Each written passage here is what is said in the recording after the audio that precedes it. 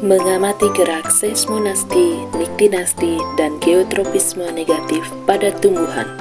Hai semuanya, di video ini kita akan mengamati gerak-gerak menarik yang terjadi pada tumbuhan putri malu atau Mimosa pudica dan kacang merah atau Phaseolus vulgaris. Yuk kita eksplorasi bagaimana tumbuhan ini bereaksi terhadap rangsangan. Untuk mengamati gerak seismonasti dan niktinasti, diperlukan alat dan bahan sebagai berikut: tanaman putri malu, kardus, stopwatch, alat tulis, dan penggaris. Sedangkan untuk mengamati gerak geotropisme, diperlukan alat dan bahan: pot kecil, tanah subur, biji kacang merah, air. Pertama, mari kita amati gerak seismonasti. Ini adalah gerak tumbuhan yang terjadi karena sentuhan atau getaran.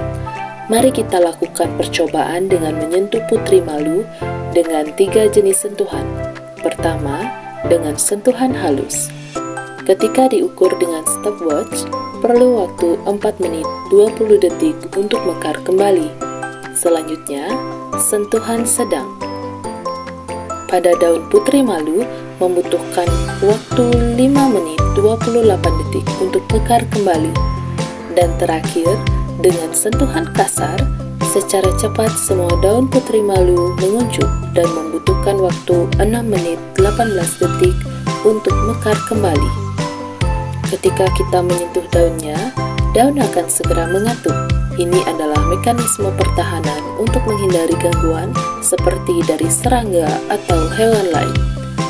Selanjutnya, kita amati gerak niktinasti, yaitu gerak yang terjadi karena perubahan intensitas cahaya karena pengaruh gelap terang. Mari kita lakukan percobaannya. Sediakan 2 tumbuhan putri malu dengan diberi label A dan B. Pada label A, putri malu dibiarkan terbuka dan terkena cahaya matahari. Sedangkan pada label B, tutuplah putri malu dengan kardus sehingga keadaan di dalamnya gelap. Biarkan pot B tertutup selama 30 menit, dan inilah hasilnya. Daunnya masih dalam keadaan menguncup. Dibandingkan dengan tanaman yang terkena cahaya matahari akan tetap terbuka.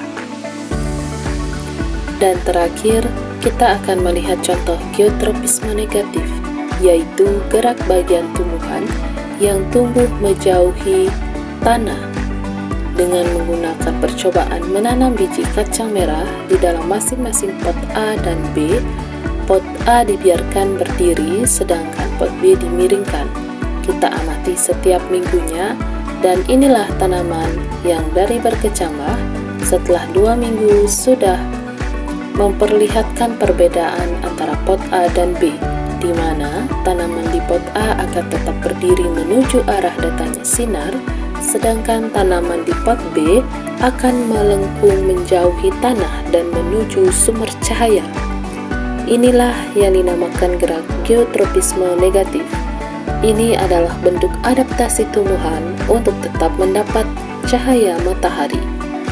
Dari sentuhan ringan, perubahan cahaya, hingga gravitasi, tumbuhan menunjukkan berbagai jenis gerak yang luar biasa menarik, bukan? Jadi kesimpulannya adalah percobaan seismonasti menunjukkan bahwa tumbuhan seperti Mimosa pudica dapat merespon sentuhan dengan menutup daunnya, menandakan adanya gerak nasti akibat rangsangan mekanik.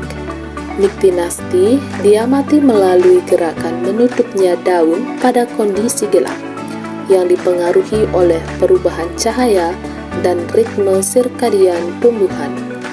Geotropisme negatif terlihat pada pertumbuhan batang ke arah atas menjauhi gravitasi, menunjukkan bahwa tumbuhan dapat merespon gaya gravitasi dalam menentukan arah pertumbuhannya.